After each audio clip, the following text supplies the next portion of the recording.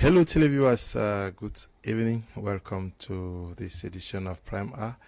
We this day are not going to talk politics. We are going to talk about our homes, the very difficult situations under which husbands and wives live in Cameroon. The world at large is alarming, causing so much violence and divorce and killings and a host of others because the man has refused to stop infidelity. And the new trend, as we are gathering, is that the women are coming to become very, very unfaithful, even threatening to overtake the men, causing very serious tensions in the homes. We are also very briefly going to be asking ourselves the question whether it's time to impose the DNA test for every child that is going to be born into our families, because we know the tensions. Many persons are killing themselves today because they are discovering that this or that child is not theirs, children with whom they have been living for decades. We are going to be discussing this with a man of God who has good mastery on these issues. He's Pastor Isenge Alfred. We are glad to have you on Prime Hour. Thank you very much, Mr. Leonard. It's a privilege to be here today with you on another platform. We also are in the company of Edith Enonchong. She is the founder, CEO of Enonchong Foundation, working very closely on issues relating to the well-being of the family and the couple. Good evening. We're glad to have you for the first time on Prime Hour. Thanks so much. Good evening, Mr. Coleman. Good evening, Pastor. I'm so glad to be with you all. Thank you. Yes, today we know that in under an hour's time, the Lions, Indomitable Lions of Cameroon, are going to be taking on the Atlas Lions of Morocco out there in Limbe, the chief town of Fako division. We can only wish the best for the Lions, hoping that they carry the day. Is going to be a very difficult one for the Lions, given the form that has been put on so far by the Moroccan team, but they say that we are indomitable, so surely we're going to carry the day. We're talking about the semi-finals of the Shan competition that is hosted by Cameroon this far. But I'll start with you, Pastor. Okay. Many families today live under intense pressure, and violence very, very recurrent amongst couples today. Yeah. Actually, that's what we see every day in the churches, right in the church, not even outside there, where you can say they have some restrictions, because the church, which was supposed to be the light to show the world, is getting a little bit dark, where you see a lot of disorder, a lot of problems in families, children are abandoned right from the pastor's children. So you can now understand, if the pastor's children are neglected, abandoned, elders' children are on the streets and so on and so forth, you can imagine what the world will look like. But unfortunately, when I was trying to carry out my research, I discovered that people out there have more successful marriages than even those who are in some of our circles that we look up to. So that's exactly what we'll be looking at. We want to concentrate on some of those intricacies. Why this disorder? What are some of the reasons? Because you're just trying to look at the point of unfaithfulness. The men are unfaithful, the women are unfaithful. You will discover that finally it may not even be unfaithfulness as such. It may just be time is not there for them.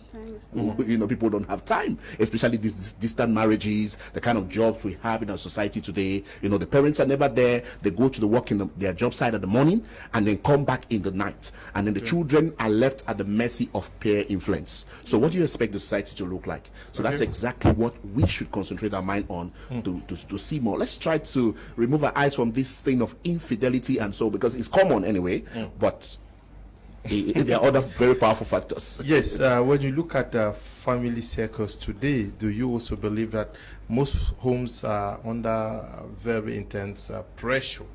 Yeah. As per my point of view, I just feel like I always tell people from the very first beginning, if you're getting married to somebody, you should know you're bringing two people that were brought up in two different homes together. So they have two upbringing and two different kind of mentalities. Some people follow like a family trend, like Pastor like rightly said. We have kind of families that some parents are very busy. You don't have time for each other. You also have some men or women that grew up to be very career-like. Like you only follow work, and the time you get married, it becomes like boring to you. You don't really have time to focus on your family.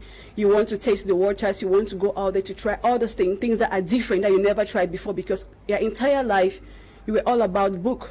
And also, most family, they don't build their foundation with God from the very first beginning, because I can very well recall that in the Bible says that women should submit and husbands should love their wives. So now the question, the thing, what we are facing in our society now is that most women want to dominate in their homes, which does not work like that. And most men, men are chasers. So when a woman starts dominating, she starts chasing. And a man will always go for that woman. He will go where he can chase. He will not be by the person that is chasing him. So I just feel like there's a lot of pressure from work, pressure in the social media already, that we have a lot of upgrades with the social media, celebrities' life and all that. People are trying to follow the trend and all what is happening in the world. I think that's one of the main factors affecting marriages today. All this online, what we see online, we want to practice in our day-to-day lives. You know, what we watch in movies, we want to practice. You see a woman so beautiful in the movie, you forget that she's just acting, and you want your husband to treat you that way. A man will watch a movie and see the wife acting all angelic, and he wants the wife to treat her that way. And you don't, yeah, that's true. Not knowing that in real life, it's different. It's different. The man is acting according to the script. Yes. Yeah, we also have motivational speaker that's spoiling the entire thing. A motivational speaker will tell you you have to treat your husband like this, you don't have to treat your husband like that. And then you, as a wife, you practice it in the house. I think most wives should focus on reading the Bible and knowing their rules in their homes. They should not focus on what they listen from left and right, because a woman can multitask. A man does not multitask. A man does not have that time to say, I want to cook, I want to wash. Sometimes a man only thinks about making money, because I have an elder brother always told me that until he is stable financially, he won't get married. And that's what is also common in most homes. Until a man is stable financially, he will not focus on you as a woman. So when he's not focused, sometimes you feel like he's cheating on you, he does not love you. Meanwhile, he's not even thinking about that. He's out of that particular circle. He's thinking of something else, how to make life better for you. And you as a woman, when you start nagging, you start ranting, you push him out of the house. So what will he do? He will go for someone that pampers him, that gives him ideas on how to grow in life as a man, and someone that brings him closer. Go on. Someone that brings him closer, you understand? So he will forget about you, that who is always nagging, because a man does not need that, especially when he is not financially okay. And also when you're a woman that you don't put food, you don't contribute to put food on your table. Also, it contributes a lot nowadays. It really contributes a lot with all the disorder and all in the relationships and in marriages. When you don't contribute in your home, you make the man sees you like a liability. You know, you are just there. You wake up in the morning, you expect him to go out and bring food and bring everything. Meanwhile, he sees other women out there who are hardworking, because he has colleagues who told him that my wife is doing this, or he sees a female colleague who is struggling to assist the husband. Maybe it's 50-50, the husband will pay water bills, she will pay light bills, and he starts admiring some other woman who is also hardworking. So it's a 50-50 thing. The both sides should learn to adjust and understand each other, because I like marriage is 50-50. In the white man's world, we know it's 50-50. If a woman will pay the rent, the man will take care of the bills, and so on. But in the African society, we really find that disorder, and you know. Okay, Pastor Alfred. Now, what is very peculiar is that when you look at statistics, divorce rates, is on the increase. Many persons, when you go to a wedding today, or you see people passing, it is very common to hear that they are going to sign 6 months or 1 year after they're no longer going to be together. Is it not very problematic? Is it not also because nobody wants to sacrifice, that is stay faithful to the vows that they are taking the day of the wedding? Yeah, actually, Mr. Leo, you should understand this one truth. A lot of people don't know what to get into. Okay. Like myself, I used to tell the people, even the clergymen, I said, please tell those who want to get married to come to the church with their own vows they want to make to their partner. Okay. Because when they come to church and we force them to say some things which they don't mean it actually, it works against them. Because some people, you know, they get married to the available man. They don't get married to what they love, because the people they love are not yet ready to get married. So what they do is they just go to the available man, because he's ready to make them proud, he's ready to take them to parents, he's ready to do things the good way that everybody will be happy. Now, when they get into marriage, they find out that what they thought they were bargaining for was something they have not gotten and they will not get. Because when you talk about the sex life, you talk about the relationship life, you talk about some other kinds of things, you realize that the man you had out there is far better than the person that is inside the house. What happens? You're forced to start going behind, making secret calls, making some kind of things, because if you realize some of our phones is really a no-go area because of that. Because we have some sacred people, some sacred lives that we had even before we come into marriage. So I will always tell people that divorce, especially those who went into marriage in a rush, it's obvious. It's obvious. Now, why do they go into marriage? What brought people into marriage? That's what we should ask in our society. Much of what we see in marriage today is religion. Marriage does not have the social value it's supposed to have, because marriage is supposed to come to better the society and to make the society to be a wonderful place. But what do we see today? Street children and wayward children and prostitutes and everything. Because of what? It shows that marriages are failed. They cannot help the society because they came in the wrong platform. Now, you are coming into marriage with the wrong mentality. You get in there, what you were bargaining for, you don't get it. Some women also see marriage as maybe their bank account, where they're going to get better money, at least they're going to get money every day for food and so on and so forth. But now when you get inside there and you discover that money is not forthcoming, what happens? You're thinking of maybe the guy you used to call, send me 5,000, send me 2,000, like what we are getting on internet today, the Stingy Men Association. They say they're not going to they're not going to give money to women again because of what? It was common. It's common. Then you now find yourself into marriage and discover that the real Stingy Men Association is in marriage, because the man will no longer give what he was given even while you put on courtship. Because men always know how to throw corn. They know how to throw the thing. And you girls or women, they fall into it. And today, you may be shocked that it is not only the men that are throwing corn, the women are also throwing corn. You know, they do everything to make the man to know that they are good women, they are good wives. And when they come into the relationship, what do you see? You know, they throw themselves. That woman that used to dress well, keep herself well. I've had one, but we are talking about the case of divorce. That's exactly what I'm talking. Yes, things push people to divorce because what you bargain for, you can't get it. That's it. Okay, we thought that it was an issue of the church. The church has joined you, but yours truly is not the church that's going to keep you going. So divorce is obvious with all these kind of things. Yeah, but formally, divorce appeared to be a subject, a taboo subject, even in church circles. But today, we find even men of God, very renowned men of God, increasingly engaging in divorce, which means that is something very we need to look into. You hear a word like marry and remarry. It's very common now. Even the prophet, to say you're marry and remarry. You say, yes, man of God. Marry and remarry. Yes, man of God. They are talking to who? Church people. Where? In the church. Now, we see that this issue of divorce has a root. And the root, now I'm talking not just like a pastor, I'm talking as also a sociologist with an idea of what the society is. We are now seeing that the people who went into marriage, because ask me the question, how many pagans are getting married today? Few pagans are getting married.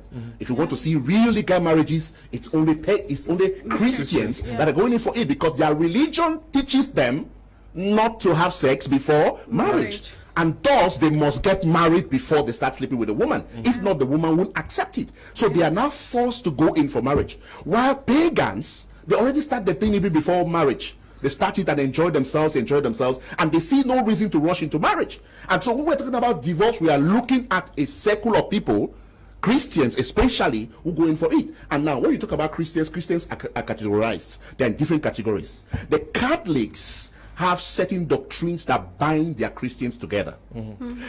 Those that are blessed on the altar are more inclined to stay forever, because their doctrine says that immediately you get married, you cannot divorce anymore. But if you were married but to some other person that is not a Catholic person, in quote, you are free to divorce. And if you want to remarry, you can remarry a Catholic person.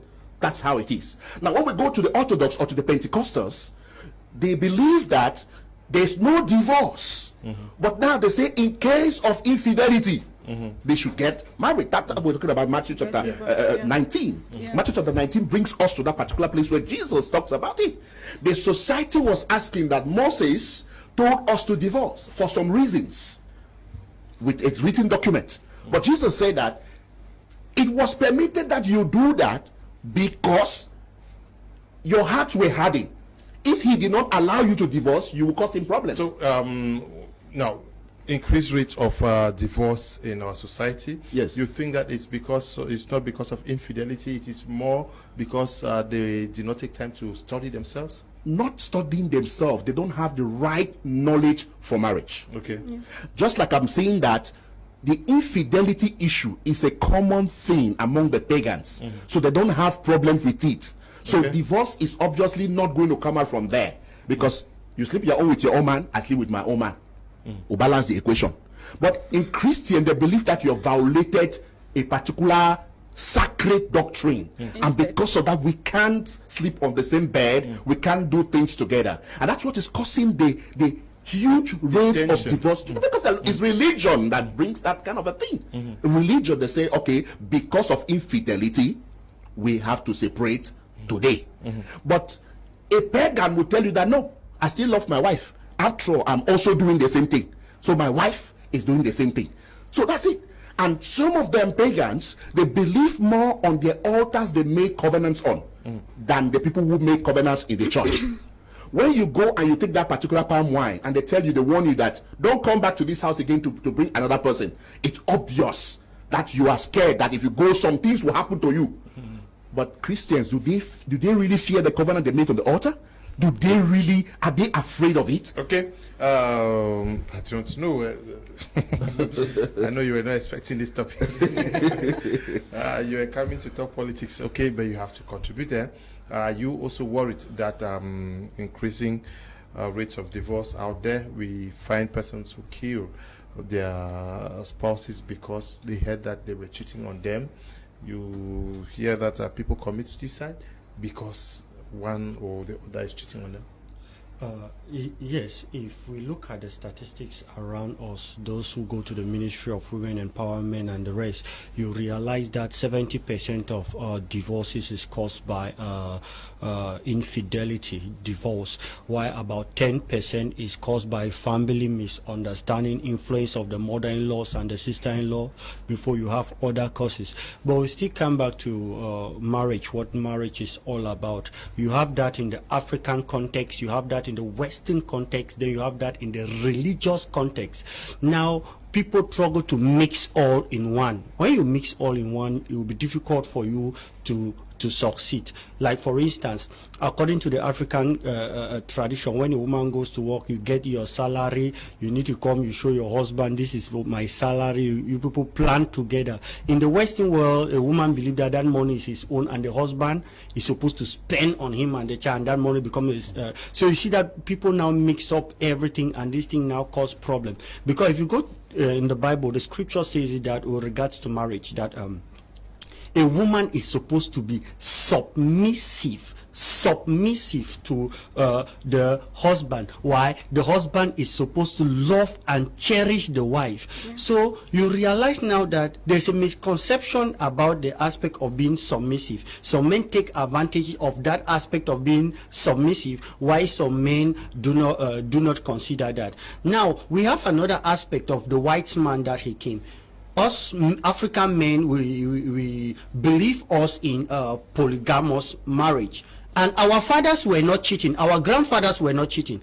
If they love a woman, they will marry even 5 and keep in the house, but they were fidel to the 5 and they love the 5. But the white man now has come and tell us that no, you are not supposed to get married to many. You are supposed to get married to one. And if the one is not okay for you, then you can divorce and you take another one, because that's what they do in the West. So realize that this concept, all these things that are happening, us Africans, we are supposed to come back and look at it in our own African context. For me, I asked a lady the other day that a man that get married to 5 women and keep them in the house, and everybody has, you have your own night, you have your own night, and a man that get married to a woman, after 1 year enjoyment, pleasure, he divorce you, get another one, after 1 year he divorce you. Which of these 2 men have value for women?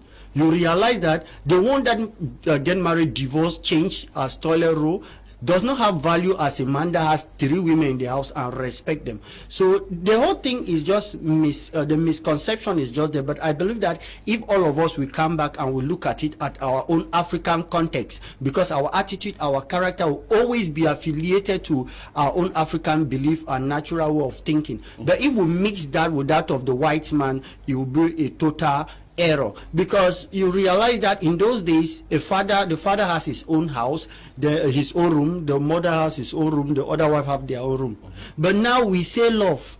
Now you go, you suspect your husband, you go into your husband's phone, because if you go to court, you realize that about 80% of the causes of divorce of infidel is traced through the phone. The wife will say, I saw it in the phone, or somebody sent me a picture through your phone, or is related to the phone. And that's when you go to court, you find out, you see that most of the thing is from the phone. I saw a love message, you told a man on Facebook, I love you, at WhatsApp. So you realize that it's about the phone. Now you go now to the perspective. Does a woman have the right to go into the husband's phone and check? You realize that according to the Western way, they'll tell you that the 2 is 1, there is nothing to do. But you come to the African context, you tell you that no, it's your husband, yes, but you don't have the right to go into it. And if you respect the African context, you will not have problem. But if you follow the white man way or the Western way that says there is no privacy, you go when you're already suspecting your husband, and you go into his phone. Even a lady outside just tell you that hello sweet guy, for just saying sake, yes. You going without intention to check your husband if he is cheating, and you see maybe his former classmate telling you that, hey babe, how far? It is, you conclude already that there is something. So I believe that we should come back to our African culture. I think then this problem now, will if we can really conclude that we should come back to African culture, I really want to ask him, from his statistics he has been making, from the court, when you go to the court or the social welfare, what percentage of people comes there, pagans or Christians? You will discover that majority of the married people that go to social welfare are Christians. Yeah. Even in the court, they are Christians. By implication. Means that even the pagans that are supposed to marry 5 wives, as you're concluding, they don't get married. Now, what they do is come, we stay. It's very easy to do come, we stay today. So you don't see any need to get married. So I can take you today, I stay with you, you do something wrong, I throw you, and I take another person. So in essence, we are trying to go back to the point to say that it is mostly Christians who legally get married today, and when something goes wrong, it is still those Christians that go back to divorce, because pagans, in quote, don't usually get married. I get. Yes. Yes, both of you have said almost the same thing. But now what we have to look at is what is happening in the home. Yes. That causes the divorce. Yes. It's not only about the Christian and the pagan. Is it the bad character? Is it intolerance to each other? Is it pressure from family, parents? The mother-in-law doesn't like me, father-in-law doesn't like me. So women will complain of my husband likes sex a lot, which maybe they don't want. The pressure for sex, is it the burden? Like you can be with a girl and you see like that's your wife and you get married to her, you don't know what you're getting into, like you earlier said, Pastor. Some people get married, they don't know what they're getting into. Yes. So the problem now is what's happening within that circle, in that house, that pushes them to get married. I think that's what we have to focus on, because it's not about the Christian or the pagan. But it has a lot to do. I know it has a lot to do, yeah. But then it should be about the two people now. Edith, I was going to ask you, infidelity. He said, so is it becoming a norm? Because seemingly, pastor does not find a problem with it, especially with the pagans. When we talk of infidelity, they say, "No, be all man they do." Is it becoming a norm? Yeah, that's the normal trend in life now. Like everybody cheats. Everybody cheats. But the only advice I always tell women is this. Like I said, do not overcome your husband. Do not try to overrule the man. And also try to get married to the person you have the same vision. Because one, if I have to get married to you and maybe I love business and he doesn't love business, definitely I'll get attached to a colleague who loves business very more. And a woman is very weak. And so as a man, if you love art, he will go for a woman who loves art. So I always tell people that get married to the person that you have the same vision, the same direction. You cannot get married to me, I'm going east and you're going west. It wouldn't work. And that's what many homes, that's where many homes find themselves now. And also this thing of, in the homes, we have this misunderstanding of, okay, I want to do this, I want to do that. There is a lot of misunderstanding in the homes. And so secondly, some people are not matured in the mind when it comes to marriage, especially men. They are not matured in the mind. Yeah. Okay. Age is number. A man can get married at the age of 50 years old, but he will not act like a husband that is 50 years old. He will act like a guy of 22 or even 21. Why? Because he will not treat that woman like a man of 50 years old. He will still want to go out, keep late nights. No woman will accept that in the house. Like my husband will still want to keep the circle of friends that he used to keep when he was a bachelor. No. And also, some women are married, but they don't act like married women. You still want to dress and expose your body. You don't have the fear of God. You don't go to church. You don't pray for your husband for things to work. Because they say the success of a man is a prayerful, something like that. It's a prayerful woman.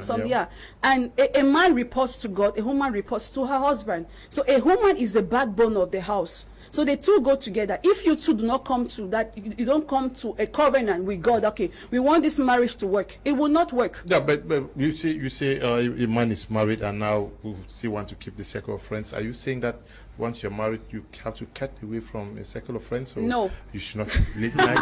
Means as you close from office, you are already. No.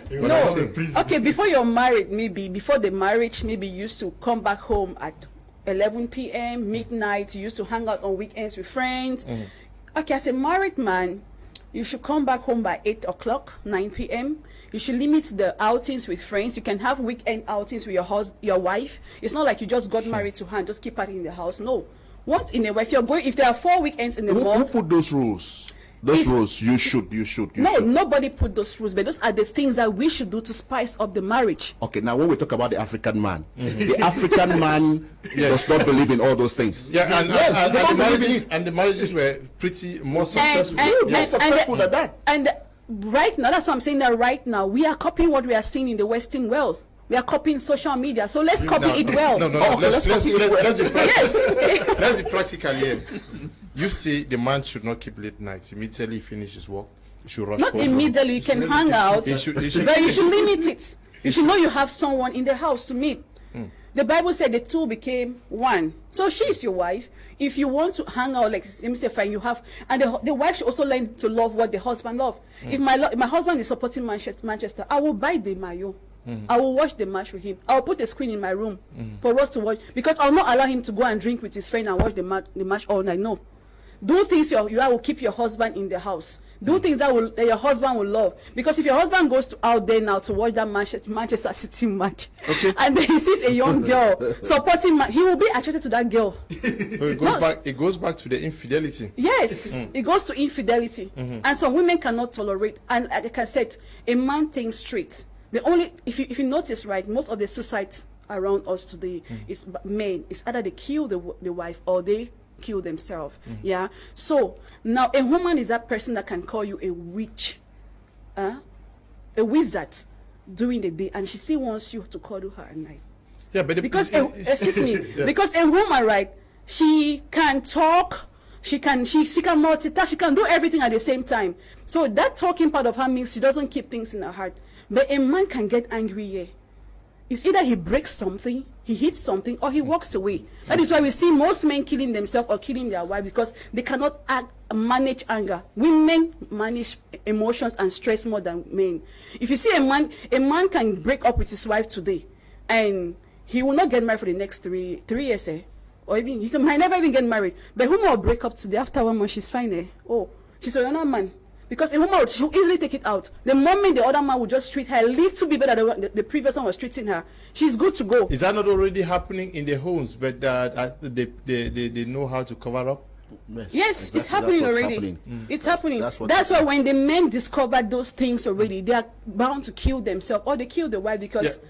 Why is it difficult for a man to take this? We know that men, most of us, we cheat. Yes. Most men cheat, and the women are aware, and they pray even for them to change. Yeah. But when a man hears that a woman is cheating, we commit suicide there, or we kill the woman. Now, Leonard, let me tell you something. The African man, as they usually say, is polygamous in nature. Yes. Okay. Just like what he was saying, polygamous in nature. They believe in varieties. Yes, they believe in varieties. They believe in getting something different and new. Yeah. Now, but when religion came, it limited some things, but it did not kill the anxiety. Yes. So they have that particular feeling. But just truly, I will tell you, the men are gradually going down, but the women are taking over. Just like what she just said. She said it's easy. She said statistics are showing. She said it's easy for the woman to move ahead. It means that the women are taking over. Because at first it was the men that were breaking hearts of women, but today it's the women that are breaking hearts of men. Yes. And to tell us what is it telling us? It's telling us that something is wrong somewhere. Yes. The women have, they have developed what they call shock absorbers. They can easily move on because it takes them no time to move on. Yeah. But what I discover about a man is that when he takes his time to settle down to get married, he means business. Yes. But a woman doesn't mean business. True. She just wants security. She just wants provision. She just wants someone that will give them honor in the society. Not all women. Mostly, that's what they do. That's what they do. But a man that finally goes to take a wife in Africa, they mean business. Because there's no money. Things are very tight. Then a man decides to settle for a woman. He picks the one that to him is better than all the others. And then that one comes back to pierce him in the heart. What do you think? It will hurt him so much. Is it that they have not also developed shock absorbing attitude, or what? No, they have developed why are we it so with violent? time. Why are we so violent in our reactions to when a woman cheats on us? They have developed shock absorbers with time. But when they finally settle to get married, they just say, we are not playing games anymore. Now it's business. But the woman is not playing business. The woman is not for business. The woman is for what? If the money does not come in, if maybe the sex life is not moving, I change. I go back to my old boyfriend that was doing what I wanted. And that's the kind of thing. And a lot of women are in this today. A woman can play prostitution and still be a successful married woman. And nobody will know about it. Yeah. Go to these prostitution joints. You'll find out that most of them are married people. They are married girls. But they prefer that they just go and get their money. And when they come back home, they are fine. Provided the man is there like the security, the man is there like for her honor, then she gets her money. Because the man cannot provide or give her the kind of luxury she used to have when she was a single woman. Now, I'm trying to, like I told you, I'm not just trying to be a pastor, I'm trying to be a sociologist to understand our society and to know how to address what is wrong with our society and how we can fix it. Now, many of these young girls, when life has treated them poorly, they rush to the church. The next scene, one young man, if I see a girl in the church, it means he's a good woman, and picks the girl and gets married to the girl. What do you see next? You come, this boy he cannot even do anything. He's not man enough. But at least she already has the status of a married person. Good. She has that status of a married person, but the truth is, the nature is still functioning. I have seen it. I see it a lot every day. We just had a situation where a lady in the house poured hot water on one other girl that came to the house. It's in the church. It was not in a bar. It was not in the streets or whatever. It's in the church, and it tells you that what goes on in the church is because people out there rushes to where things are happening, especially marriage. where it is happening, and they rush and get married there. But the truth about they cannot sustain marriage because they don't even know the techniques to survive. What is the problem? What is the problem? Because many brothers, sincerely speaking, I also had that feeling, I'm sure some 10, 15 years ago, that the best place to get a wife is in the church. Okay. Sincerely, why is that not working? Pastor, Is it that the pastors are not, the Holy Spirit, the anointing is not because they say, when you guys usually pray, you say from the crown of your head to the soles of your feet, and they say, "Ow, the women." Come, please. Pastor, I would like to ask you a question. Yes. Let's say a brother brings a girl to you in church and say, "Okay, Pastor, this is a woman I really wish to get married to." What will you do? Now, we have evaluations. Okay. I am also exposed when it comes to society. Okay. And the church. I balance my things. I don't just assume that because maybe the girl have given the life to Christ or that. Like in the church, what we do is that we first send you for tests. You must do your medical tests, HIV and maybe genotype, hepatitis. You go and do all those things. And if you come back, it's positive, we say sorry. Please, we give you some time if you believe God for healing and this thing. But if God cannot heal you within a stipulated point in time, we say, brother, move on and get married to another person. If it's the brother that has the problem, also we'll separate the relationship. Now, we take measures, medical measures. We also try to investigate who you are, how you live your life. Not just the fact that you came to church and we see you doing things in the church. Because even the choir members now in the church, some of them are very terrible. So you don't conclude on that. So when we make our findings, we cannot tell the brother that, okay, brother, we made our findings and we discovered that this girl you're trying to get through is true. We tell the sister that, sister, this one that you want to get married to, we have investigated. We see that he's not serious with his life. He's responsible. He has a job. We have seen his house where he lives. At least he has somewhere you can live in. That's exactly what we do when people come. We don't just assume that Spirit of God say, no, at first it used to happen like that. But why are the sisters, my question is, you have had friends who are in church now? Yes, you a lot. I'm a born again Christian. You're born again. Yes. Tell us why you are in church, and when the Holy Spirit does not succeed to arrest you, and when you get into marriage, you see they owe you. Meanwhile, the Bible says, "Behold, everything has become old, and everything now is new." Yeah. But, okay. That's a very sensitive question. Please, I don't like you to take it personal. No, I'm not taking it personal. No, don't take it personal. It's not about you. It's more spiritual. Yes, it's more spiritual.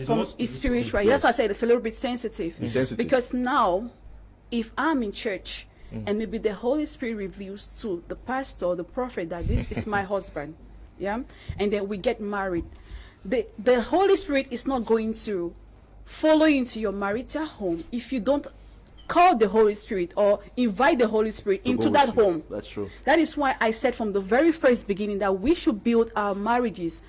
The foundation of our marriage should be built in God. First of all, as a woman, we need to read the Bible. We need to read those things in those areas in the Bible that guides marriages. Yes. And secondly, as a woman, you submit to your husband. You do not love your husband. The submission goes, it produces what? Respect. Men don't love, they don't need love. No matter how much you tell a man that I love you, I love you, I love you, I love you, or you pray to God, I love my husband, if you don't respect that man, there's no marriage. And then secondly, if you don't pray and seek the face of God in your marriage, it will not work. Ask me why. Not all men cheat. There are men there are women that their husband don't look at another woman. Yes. Because they will wake up at 12 midnight and they will tell God blind his eyes against any other woman. Yes. No, really. They will kabash at night. You are not telling us some of those prayers. Okay. Yes, they will pray at night, and their husband will not do it. Even when they want to do it. Wives are saying that we should do it. They're telling God to blind our eyes. Yes, blind their eyes spiritually. And even when they are tempted to do it, and even when they are doing it with somebody, you see, one day the person will just go and say, I don't want this relationship again. Because there is it becomes uncomfortable. You become uncomfortable with everything. Sometimes you are with your husband in the house. When you start seeking the face of God, you see everything around you change. Yes. You develop that inner peace. You find him sitting in the house. He wants to take part in the house chores. He wants to take maybe the kids to school. He wants to help you in things that he was not doing before. So it also goes back to the husbands. When the man of God reveals to you, this is your husband, this is your wife, sorry, you also have to go and seek the face of God, because your pastor is not in that marriage. He has prayed, he has blessed the marriage, and the rest of your life you're living with your husband. You, your husband, and God. That is why in every marriage, people should always invite God to be the head of the family. Yes. Okay, let me take a few messages and we continue. Good evening, Mr. Liu. You look extremely handsome today. You fit size man, you woman. I don't know what you mean. Luis, I'm Luis writing from Limbe. Good evening to you, Luis from Limbe. This one says, good evening. It's Azinwi Fanuel writing from Ghana. Mr. Liu, I love your show so much. Me and my family always watch the show. We bought dish in Ghana just to watch the show. That's true. We have to build our foundation on a solid rock. Fanuel says, marriage without God is like car without tires. When your marriage involves God and you want a divorce, then the church help to solve it. Fanuel, writing from Ghana, I say I'm glad to hear that you are watching. We've also had many messages from Ghana. Greetings, Mr. Liu. That woman is full of wisdom. She speaks the truth. Chin Chili Abigail is writing from Douala. Good evening, Mr. Liu. If the panelist wearing the white shirt could speak the truth concerning politics, he will be the best. He will be the best. Abigail, good evening to you. Good evening to you all in the studio. Please, I have a question to the pastor who is a Christian and who is not a Christian. I'm writing from Equatorial Guinea. Good evening to you, Elvis. Good evening to all in the studio. I am Maxel, watching from United Arab Emirates. The entertainment industry and social media platforms is solely responsible for all the tragedies happening in recent times. Those who live the life of social media are those who do not know what they want for themselves. However, my life has great meaning to me, and no woman is worth my life. I can tolerate every weakness of a woman, but not infidelity, because even the Bible recommends divorce at this point. God bless you all at the studio for always telling the truth to the public, okay? The issue of infidelity, very difficult for men to forgive. Good evening, Mr. Liu and the crew. I wish to say that a marriage is run in principally by wisdom, not even by love, money, family status, portfolio, etc. You can love each other, but if wisdom is not applied, the relationship will go on a coma. If wisdom is applied, marriage will last. King Solomon had 700 wives and 300 concubines. He used but wisdom.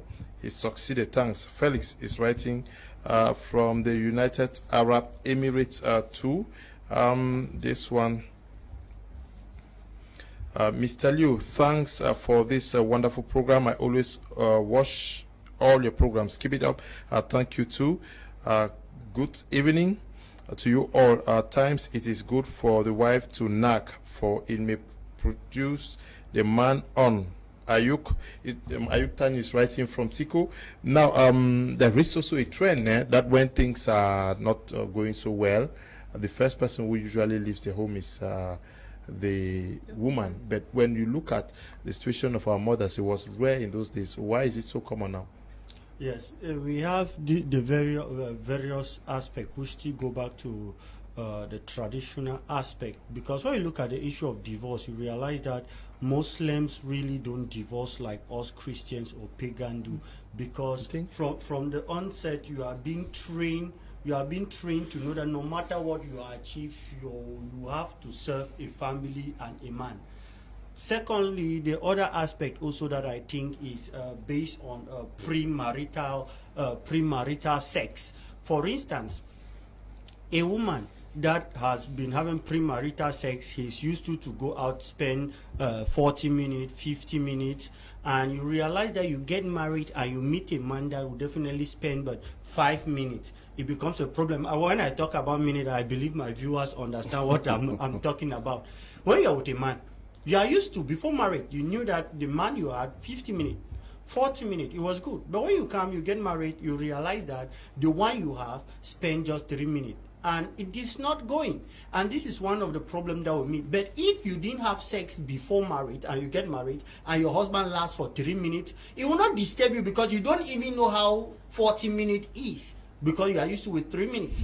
And this is the same thing that goes. You may be with your before you got married, maybe your husband maybe love is banana, something of that sort, and you were used to already with sugarcane that is long, and you realize that in that marriage you can't hold because what you have been used to with is sugarcane that is long, and now you are with a husband that is banana that is short. So you realize that these differences at time when they get married now, you realize that the issue of satisfaction does not come in. How do our borders succeed? Is it now that's what I'm saying, that now we have a lot of premarital sex. Okay. But at that time, we didn't have. Yeah, you got married as a virgin. Just look, for instance, somebody like my mom was carried from Bamison to the husband in Limbe, and they lived alive and had 10 children. That's it. That's true. So you realize that at that time it was very possible because the girls at that time were trained with this value. They are not tasted many guys. Yes. And secondly, that no matter the school you go, no matter what your success, money you have as a woman, building a home is your greatest achievement. To have your husband and your kid lovingly, that's the greatest achievement. So this culture that we're trained, because mostly in Africa, when a woman goes into a marital home, he knows the first objective of going into that home to keep the family together and to build a home. That's why they say the woman is supposed to be submissive. Some people don't understand the meaning of submissive. Submissive means that your anger should be kept away, and you should accept him as a demigod, but not as a god. But that concept really is not being understood by many, and that is why in our in marital homes today we have a lot of problems. Yes. If, for instance, a woman know that this is my husband, if my husband cheats, it does not mean I should cheat because he has cheated. If my husband keeps late night, now there's this, Mr. Leo, there's this one important issue also that just came into my mind. There are 3 things about marriage. If you are getting married to a man, you should know psychologically in your mind that he has good character that you will enjoy. He has bad character that you can change. And he has bad character that you cannot change. You need to love him and that bad character. But what happened today is that many of our girls, they go into marriage. When you see them in court, they'll say, "But when you got married to this man, he was a cheat now." You hear them say, "I thought he would change." When you got married to this man, he loved drinking his beer with his friends. Now why are you complaining that he's a drunkard, he spent time with his friends? Before you got married to him, you knew him that's how he is. He said, "I thought he would change." No. Accept your spouse, your husband, the way they are, and husband, accept your wife the way they are. And I really still have a problem with this submissive. Then secondly, then secondly, I also have to talk about doctrine, because ladies mostly, especially in towns around us in Douala here, you will see a woman that the husband will give him 1,000 francs to prepare food. He will do the jollof rice. That day she will cook inside the room. The day the husband will give 5,000, he will buy chicken and arrange it in front of the compound, and the other people are saying, and they start to tell the other ones, "My husband gives me 10,000 per day for food." And there are some women that when they go back, they have problem in their homes because one, from what they are seeing from their neighbor, from what they are seeing from their friends, it still goes back to the African culture that women were trained to go and serve their husband, not to be carried away by what your friends say or follow friendship or whatsoever. It goes back to that African culture that you know that if your husband give you 500, that is all he has. He has given you with love. You should manage it with him to ensure that the family should be fine. But when that culture, that African concept is being kicked away, then it becomes a problem.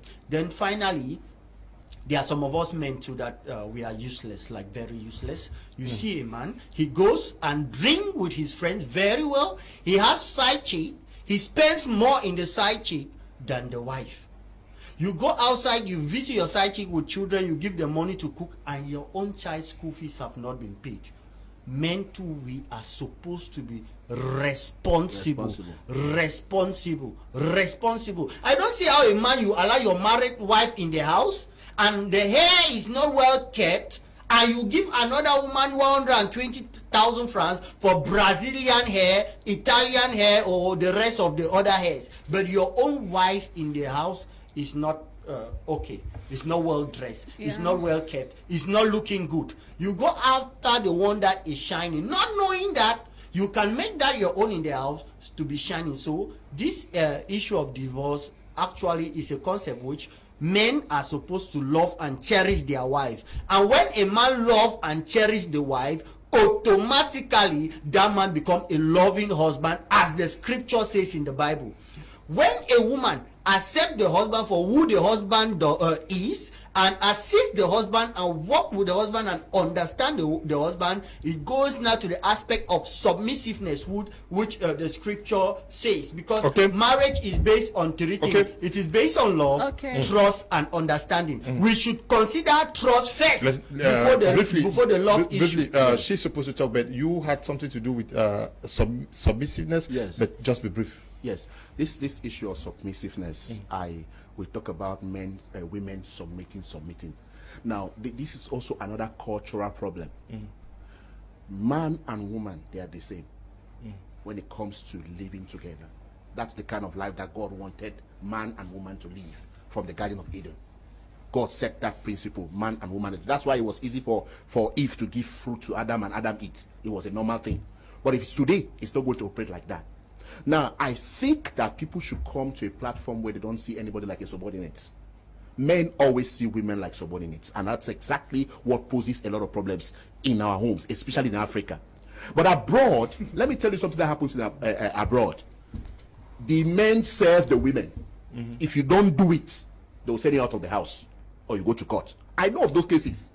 They'll just divorce you. And is it right? Is it okay? It is a normal life they live in Europe or America. But we're in Africa now. Now, that's what I'm saying. In Africa, the man always believes that they should ride on women. And that's why when you begin to beat a woman in the name of, say, spare the rod and spoil the child, like somebody told me, say, spare the rod and spoil the child. Is your wife a child? Are you saying that divorce rate out there is lesser than Africa? No, divorce rate is very high out there. What's the reason? Because the man with his ego will not allow a woman to ride over. Because the laws out there favors the women more than the men. And that's why the men prefer to go back and come back to Africa here to come and pick a wife in the village, because they know that they'll go and respect them. And many of them even travel and go out there, and what do they do there? They still go and rebel after they have gotten some doctrines from their friends. And they go and rebel. I know people that came here, pick wives here, and when they went back there, the wives just went away and just sent them out of the house, all their hard-earned money and everything. They said that you have divorced, you have to leave this for the women, take care for the child support and all the like. So we cannot say that the women, like, okay, just take for example, a man is beating you every day and he's telling you that you should submit. No. He cannot provide for you every day and he said that you should not talk because you are a woman. There are so many things that are going on in our homes because we say that women should submit. That's an abuse of the word submissive. The word submissive simply means that put yourself in a position where you can be with understanding. Like in 1 Peter chapter 3 verse 7, it says that men treat these women with according to knowledge, like the weaker vessel. That's what the Bible says. I will never accept this issue of women must submit. I will never accept it. I'm a pastor. I teach people every day. In marriage counseling, I teach a lot of people. But I discovered that most of the problems that are in our homes and that are causing divorce is because of what? The man thinks that the woman should carry his disease, the woman should do everything, the woman should do this, the woman should do that, and then no small respect for the woman. Are these things still attainable today? Yes. Yeah. You have said three things that really caught my attention. First of all, you asked a question about why is it that women easily walk out of marriage today than our mothers? What's happening? Yes. First of all, I would say our mothers were not living in a society like ours today. We have moved advanced. We have passed that. We have not even the white man culture, but we are developing our own kind of culture in Africa. Forget about the white man culture. What people do in Cameroon today in Africa is more than what the white man do. Yeah, it's even more. So our mothers never had the facilities we had. Yes. They never had the kind of jobs women are able to have. They were not educated like us. So we cannot even compare those They had their two. farms. They had their farms, that's all. And in those days, when you live in your mother's house on the day of your traditional marriage, the only gift your parents give you is support. because the kitchen used to be the woman's office, but it's yeah, I would say used to be. That's the right word to say nowadays, because it's not longer like that. Today, some homes they divide, they do division of labor. If the husband will cook on Tuesday, the wife will cook on Wednesday. Wow. Yes, their husband will cook for their wife. Yes, that's what their husband will cook.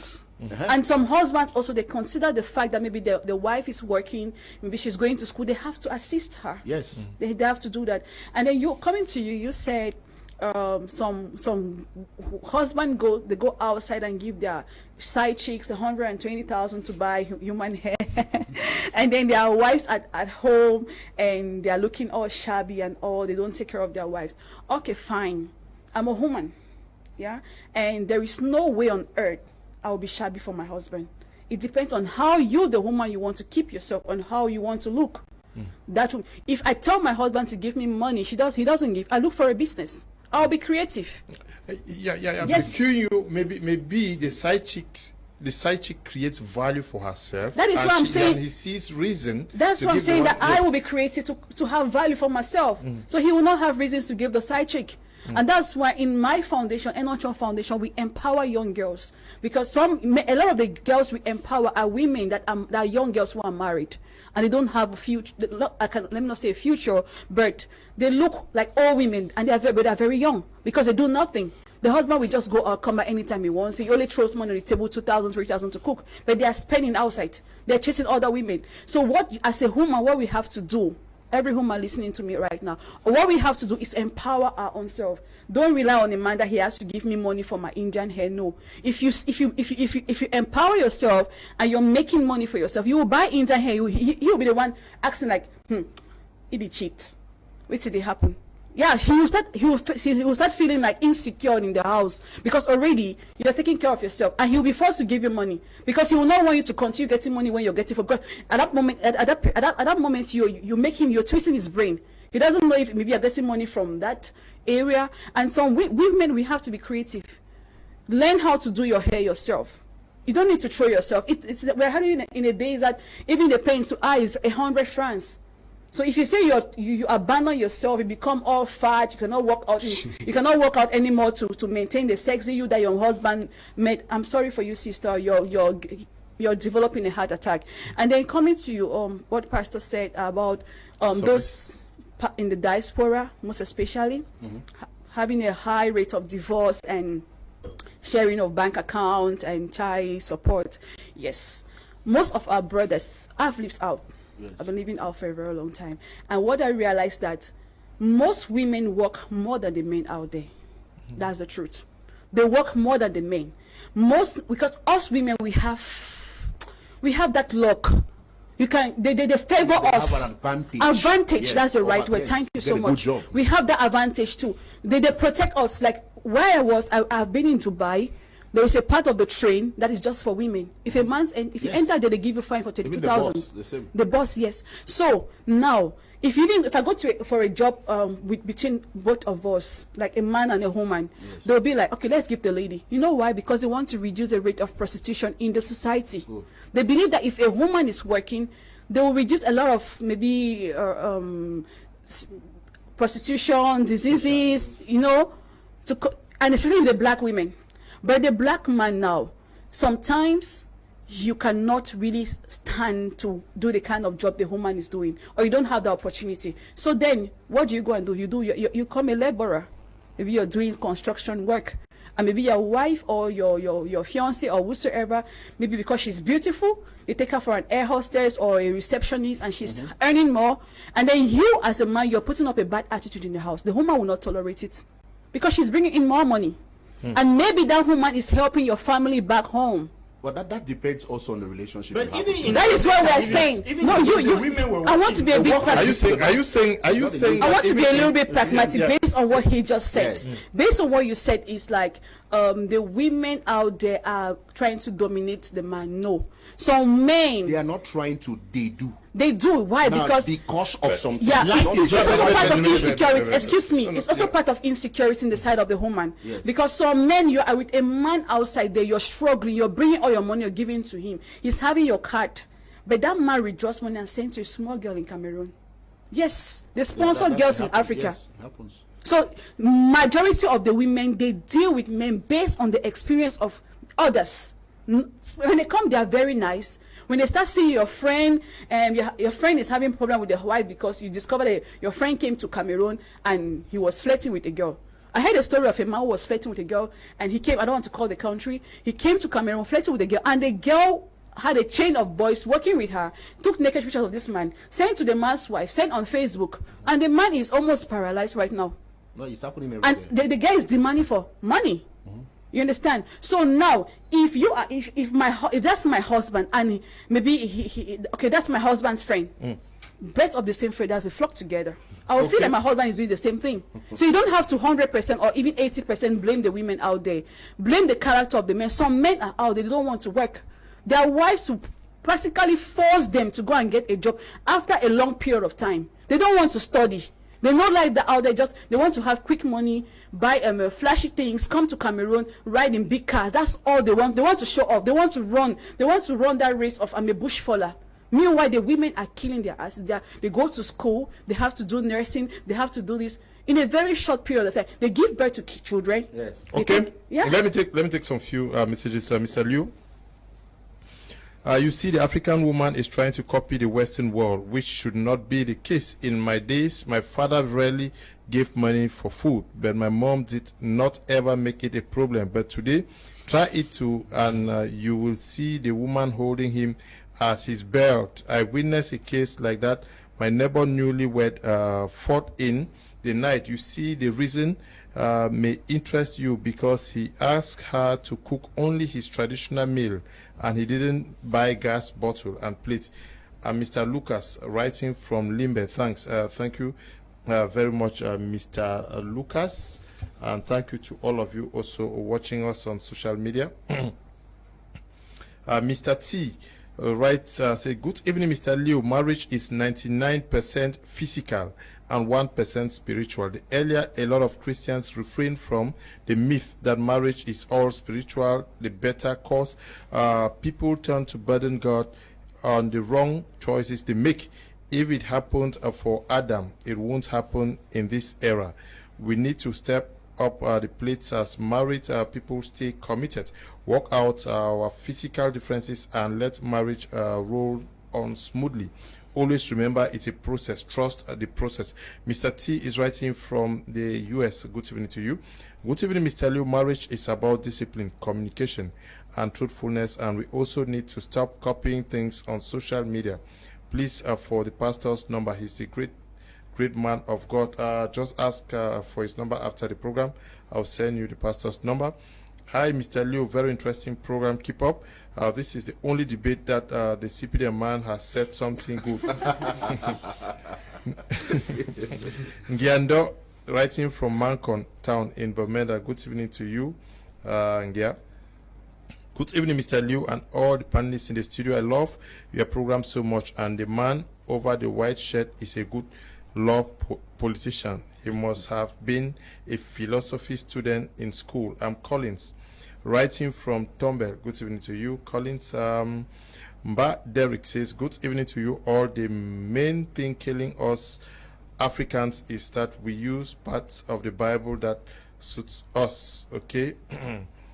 Mr. Kum, greetings to you all in the studio. I love your program. If you don't know the value of a woman or a man, don't get married. It's not a business, but a life relationship. Francis is writing from Bamenda. Good evening, Mr. Leo. Quite interesting program. Families are also responsible for many marriage failures out there. Charles is writing from Limbe. Mr. Leo, thanks for this topic. Thank you, Pastor, sir, for your talks. My opinion is that marriage should be the African way. If so, no problems. The African woman respects her husband and is ever submissive. Before going in for marriage, please read the black man's Bible, not the white man's Bible. Bet Suru Sylvian is writing from Boya. Good evening to you, Sylvian, and to all of you watching. Good evening, Mr. Leo. In a God-fearing marriage, submissiveness from wife provokes love from husband, and obedience will flow from children. Jones is writing from Ndu. This one says, read Ephesians 5:21 verse 22. Good evening to you. Stephanie from Kumba says, hello, Prime. Good job to you guys. I love your program. More grace to the young lady. Okay, good evening. I'm called Joshua, talking from Bamenda. I just want to congratulate the good job of you people. I'm really happy with your program. Thank you, Joshua. Good evening, Mr. Liu. I love all your programs. Greetings to the lady beside you. I'm writing from Bamenda. She's gotten your greetings already. Hello, Mr. Liu. I just want to appreciate your program. It's very educative. I like it. Keep on. Greetings to all in the studio. Ivo is writing from Bafut. Special greetings to you, Jacqueline, my friend who works at the Bamenda City Council, and to you, Madam Gwimba Lucy, who is watching us from mile 4 in Limbe. Man of God, now, where are all these tensions coming from when you look at this circles? You say it may be because people are not prepared for marriage. She says it is coming from maybe friends, the circle of friends you keep. Yeah, yes. Friends, yes. families. But do you think that the family, that is marriage, which is the basic fabric of our society, is under a spiritual attack also? Do you think that? Yeah, if you want to talk about that one, there's a long debate about it. We'll talk about the sins of the fathers runs right down to the 4th generation.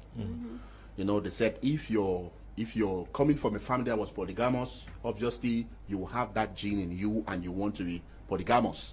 You come from a family that the father was unfaithful with different women, it's the same thing that will go on to the children.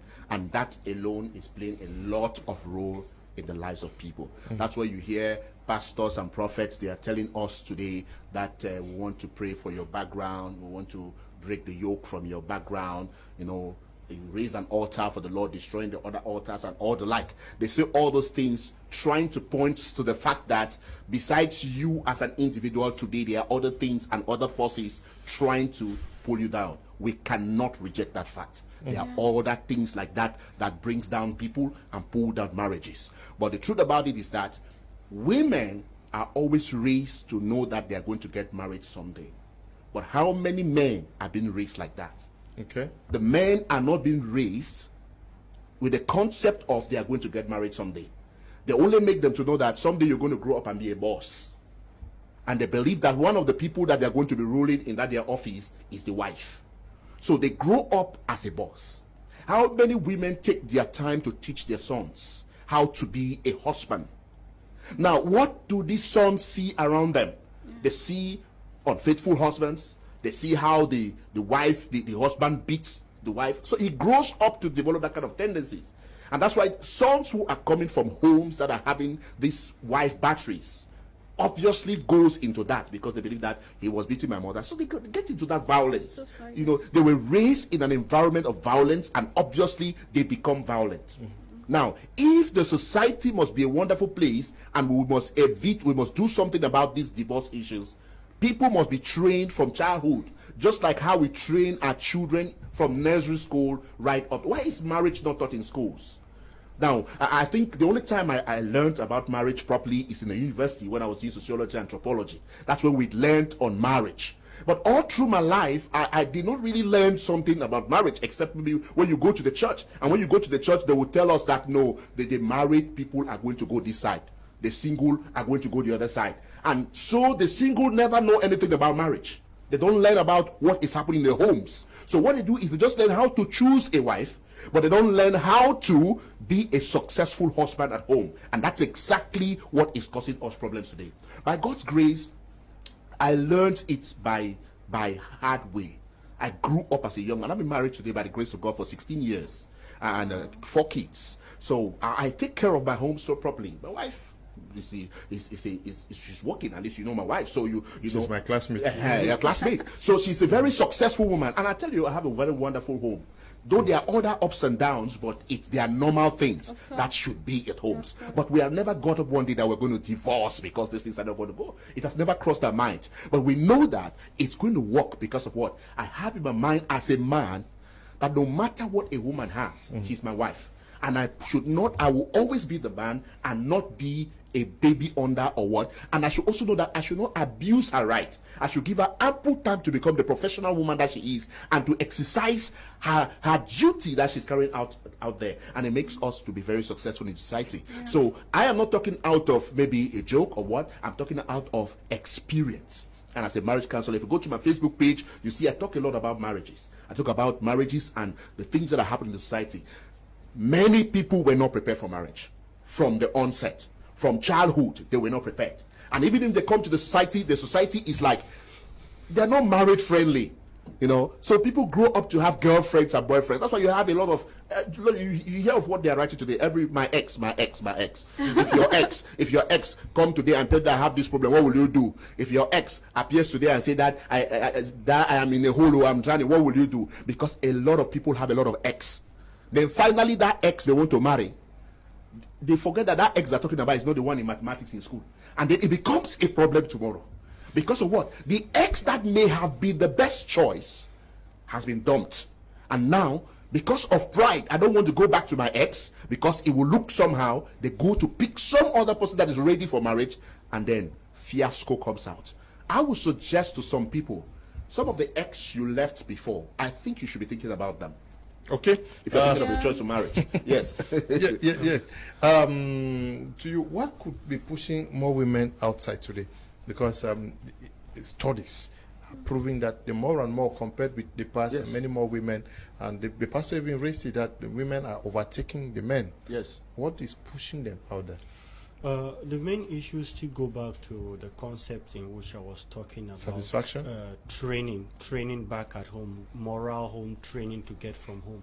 You realize that young girls back in the days at the age of 6, 7, 8, 9, 10, they are already trained that in life, no matter what you have to serve your husband and your family.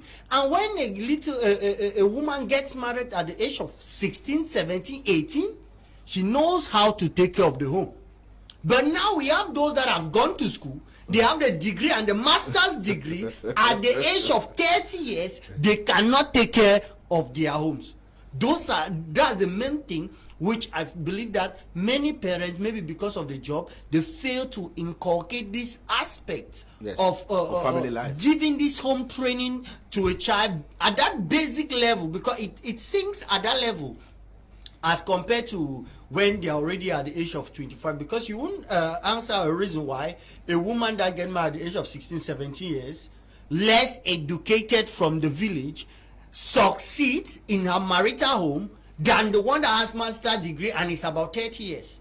These are the problems we see, and they are factual. It is not something that I'm just bringing up to say about it. Then the next aspect again that we really have with regards to this issue is that when, like for instance, you see a man, he has cheated or have sex just because of pleasure. Because you realize that 80% of men they go out because of pleasure. That's why a man will love the wife. He will go and make love outside, come back and still love the wife. He did it out of pleasure, maybe because of what he was carried away, the slave queen and the rest.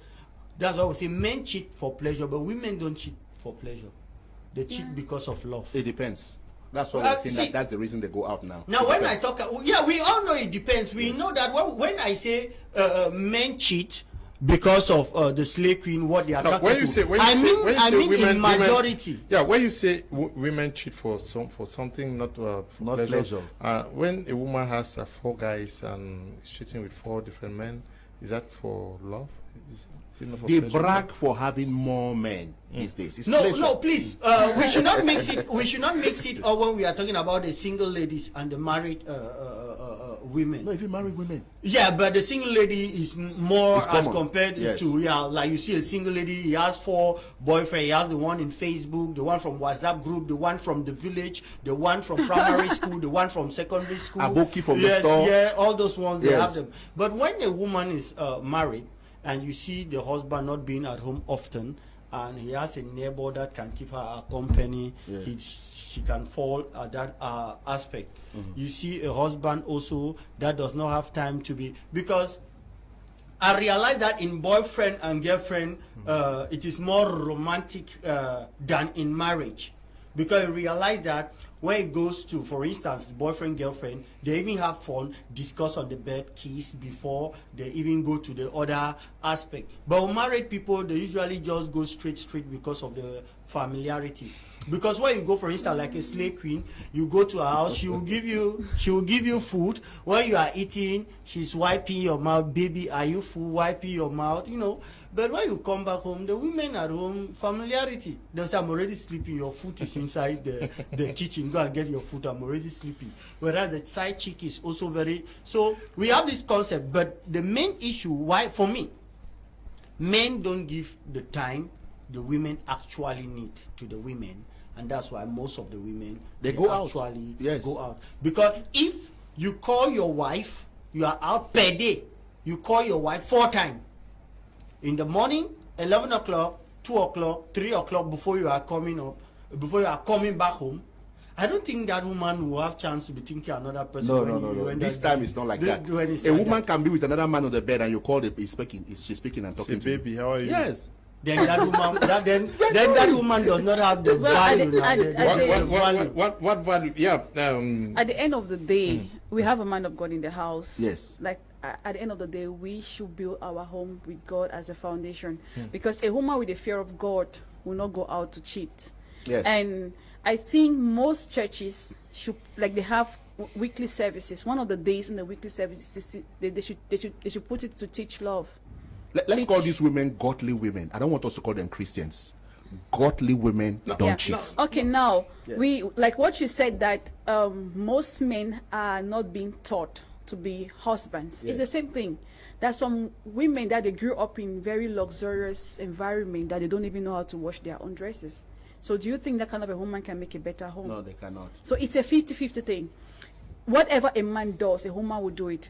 And also, if you go and get married to a woman who is not matured for marriage, which is not mentally prepared, who is not ready to live that life of having branded shoes and bags and clothes, she will cheat. She will have 4 people outside, 4 boyfriends. Because most of the slave queens, what's the meaning of slave? Slave is someone that wants to show off. Someone that wants to...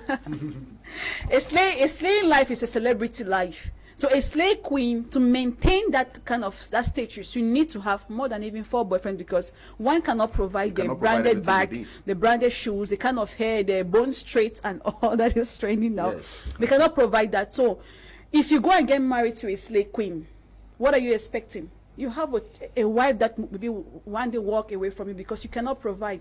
And also, even if the slave queen goes to church, a slave queen, there is no slave queen in church. There are responsible women in church. Yes, the church bring up. We all dress.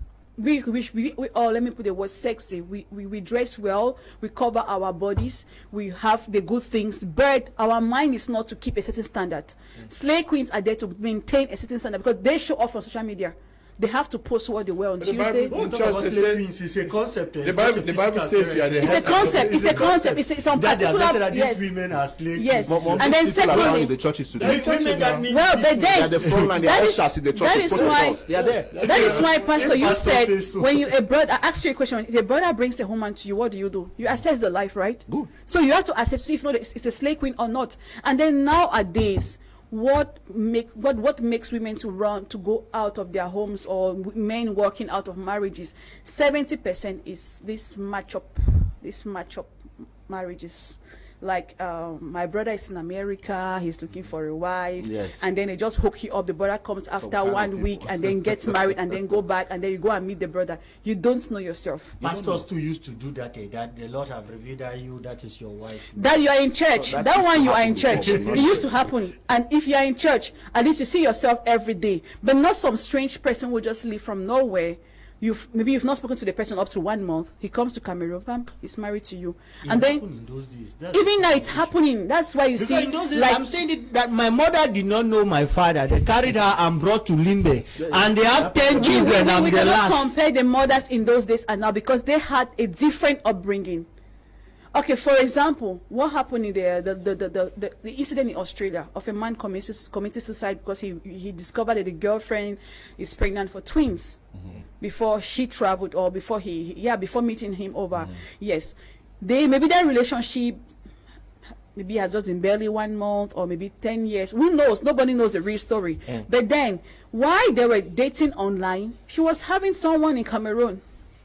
Our parents never knew of social media to say, okay, they want to be keeping men to talk with them, like on WhatsApp. I post my picture, the guy will just say, can I take you out for dinner and stuff like that? Can I offer you? You look good. Because some women now, once you just say, hey boo, automatically you're asking them out. And some women don't have to know, because why?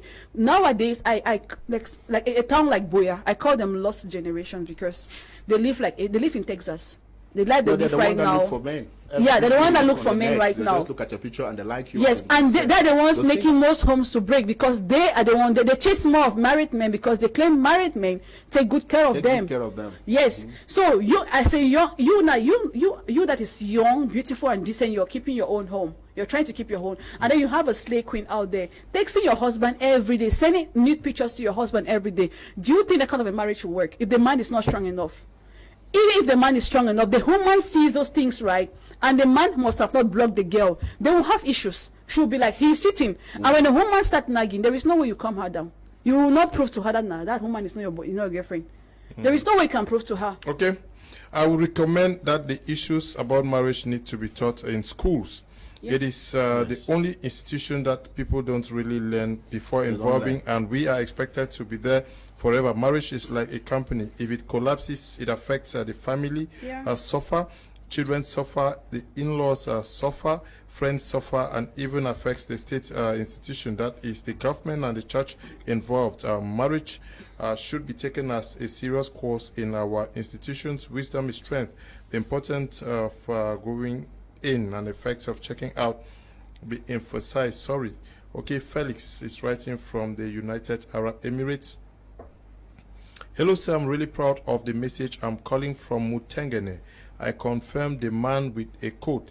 He is really talking for both partners. Sorry for my name. I'm called Sister Judith. Good evening to you, Sister Judith. Greetings to you all in the studio. Mr. Kum, when it happened that your wife is from church and you, the guy, is also from church, but the other part of social life is not there, or the guy doesn't know how to perform his duty on the bed, how will that one look like? Ngwa is writing from Bamenda. Good evening, Mr. Liu. I really love the program. Miss Eno, I really appreciate your perception on women adding values to themselves by being creative, not solely dependent on their husband. Secondly, let the man be mature in their reasoning. This will go a long way in helping him on how to manage his home. Nana is writing from Boya. Good evening to you, Nana. Good evening, Mr. Leo and members of the panel. The African conception of marriage is the best. Marriage is not a lopsided issue. It is symbiotic process, and if that is respected, there will be little or no problem. Oli Fofun writing from Bamenda. Good evening, sir, and to everyone in the studio. Vicky from Kumba. I really love the program. To add, all we need is trust first in marriage, and women should assist their husbands in doing and stay away from so many friends that are not married. I mean, doing something that will keep them busy. Thanks. Thank you very much, Vicky. Good evening in the studio. I'm Bernalin writing from Limbe. Firstly, want to understand that Mr. Lucas' comments of what he was young, that his mother did whatever was needed without complaining. I hope he can justify that young age, because growing up I only ate, but how the food came about was only known by my parents. I don't know. It's a little bit difficult for me to be reading. Regardless, I believe an independent woman makes a perfect wife, and most men today agree. No man wants to marry a liability. This one says, my grandmother used to buy dry tilapia and share it with my mom to cook for her husband, and they managed well. But today, women want to see but expensive obstacles floating in the pot before they know they cooked something. Let them learn how to manage. Okay, Lucas, thank you. Good evening, Mr. Leo. I love your program very much. I pray the pastor in the studio, if not any other, should bottle up his buttress up his point with biblical knowledge based on scriptures to help the society more. As an evangelist, I know that 75% broken homes are caused by the women, cause of lack of knowledge, patience, and true love. Proverbs 14 verse 1 speaks it all. Lisa, writing from Kumba. Thanks, Leo, for the program today. Please, can you put this debate on YouTube? Lazar is writing from Limbe. Yes, we are going to do that. Good evening, Mr. Leo. I really love your show. Thanks for bringing such a wise woman to the show today. Concerning the topic of today, you guys keep talking of what our parents did in the past, and you forget to know that before there was nothing like women empowerment, there was nothing like gender equality, and most of all, in the past, most of our mothers were illiterate. The society today is not like before, and we shouldn't forget that most African men are dictators, and with our society of today, most women will not stay with a man who thinks he is so superior to his wife, which will automatically lead to divorce. So, unless our men learn to bring down themselves from their high horses, there will be more and more divorce cases. Anne is writing from Kumba. Anne. Now, Anne's point brings me to a case I want to raise. Are we not also seeing the influence of this so much talk about women emancipation, women empowerment, and you see that the more women are empowered, some marriages are in danger? Yeah, that's the white. Yeah, it's obvious. It's obvious. I want to tell you something about knowledge. Knowledge brings light. And when light comes, a lot of things are going to be exposed. And when things are exposed, people are uncomfortable. Yes, because there are some things that women will know that men didn't want them to know. I know some women support this emancipation and all these things and like that. Some women don't support it. But I will tell you that to a greater extent, even from the Bible days, this particular thing was a problem. Women were left. Just imagine you'll be on your menses and you will not talk with your husband for 7 days. You have to go and wash after that. They will go and purify you in the church before you become qualified to stand beside your husband. All those things messed up the women. Now, in history, in the African customary and society, the women were really relegated to the background. Talk about the prophets of the Bible and all the like. They didn't call their wives. They didn't even mention their wives. Some of them, except the few cases where some of their wives surfaced. But the rest of them, their wives didn't surface. And so many other things. You talk about Eli, who was the wife? You talk about Samuel, who was the wife? You just hear about the children. We hear of Moses. The highest thing we heard of the Moses is that the father-in-law brought the wife to him. And after that, we never heard of the wife again, and so on. So they didn't really place value on women. So I think that if the women, if this emancipation comes up and empowers the women should understand this. They didn't come to tell you to compete with the men. They just came to tell you that there are certain things you need to know about yourself that you didn't know. Just like how our sister is talking about. You know, you can work and get your own money. You can work and take care of yourself. You can work and take care of your children. That's just what women emancipation is all about. They're just trying to tell you that you are something better than what men made you to be and what you saw yourself to be. And I think I support this thing to an extent. But when it goes to the point where it becomes devilish, where they say, your man, you would decide when your man does this and that, that's when I begin to put a question to it. Or you want to control the men and make them to be useless. Because today, you go to court with a woman, you may not survive it as a man. Yes, you may not survive it because the courts and the justice setups, they favor the women. Like I just said, in US and America and Europe and all the like, they favor the women in everything. Now, That's not part of it. That's why you see a lot of men are running for homosexuality today. They say they don't want to go for women anymore. They are going for men. Men for men and men for men. Because of what? They are running away from this thing. But women emancipation is just an enlightenment. It's just like what we call the age of enlightenment, like what we call industrial revolutions, where people's minds were discovered. They discovered who they are, the best people they are. They can take care of themselves. They can look beautiful by themselves without a man making them to be beautiful. They can take care of their homes. They can pay rents for their houses. They can also build homes that others can be there. And obviously, we will tell you that a lot of women have done so much. Women are becoming presidents in the world today. Women are becoming directors and all the like. What's the reason? It's simple. Women emancipation has helped them to become like that. But now, what happens that it affects our homes? The men don't want to accept that a woman will control. What is the control? The control simply means that she goes to work and get her own money, and she can decide also what to do with the money. And the men say, no, you're supposed to bring the money and come and put it on my table. Or come and do. The woman say, no, I think that you are not a good manager. I am a good manager. Let me manage this thing, and it becomes a problem. So those disagreements, and some people are full with inferiority complex. Inferiority complex or superiority complex. Meaning that what? They see the woman as their problem. This is also one of those things that destroy homes and causes divorce, because men see women as their problem. Immediately you see her start dressing well, you start seeing her as your competitor. You see her start eating food. Like at first, the woman will never eat gizzard or never eat chicken. But now the woman can go and prepare one full chicken in the house and will eat it, and the man thinks that it is his right. Just like how my colleague was talking about, it was talking about the African system of marriage. If we go back, like a lot of people are talking about going back to African system of marriage, if we go back to that African system of marriage, my brother, many things will go wrong, because I will choose how to get married about 5 different women, and our modern day women are very jealous.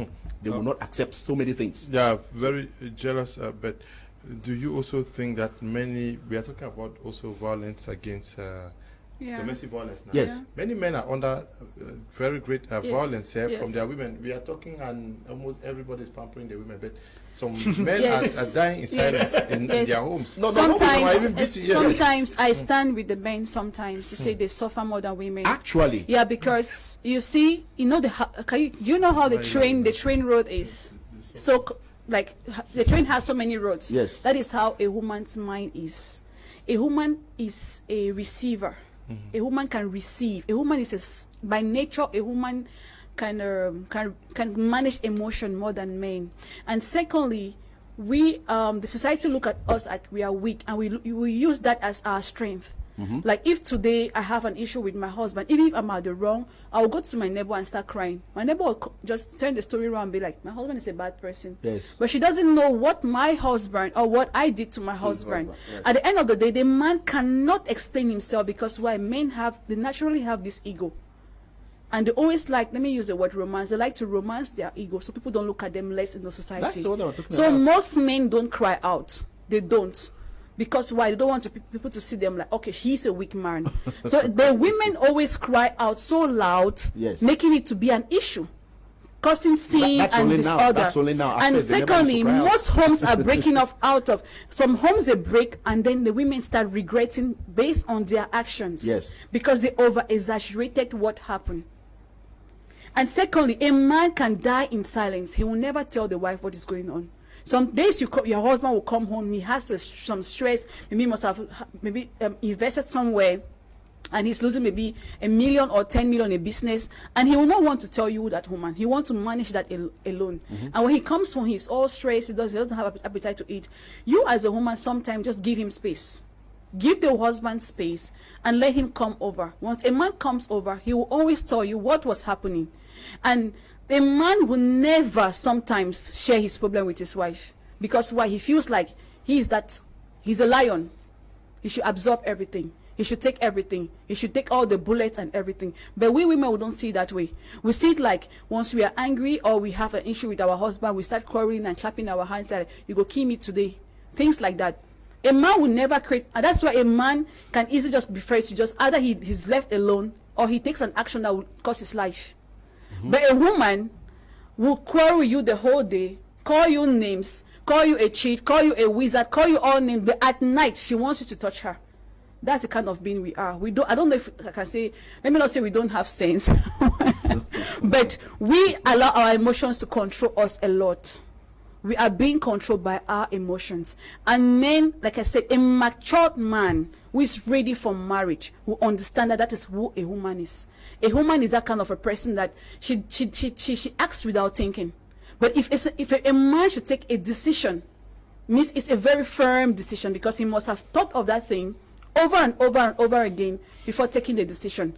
Most women, they run for divorce. They're like, okay, I don't want this anymore. And the man will ask them several times, are you sure you want this? We can still fix this. Some of them go and sign the divorce papers. It's against the man's will.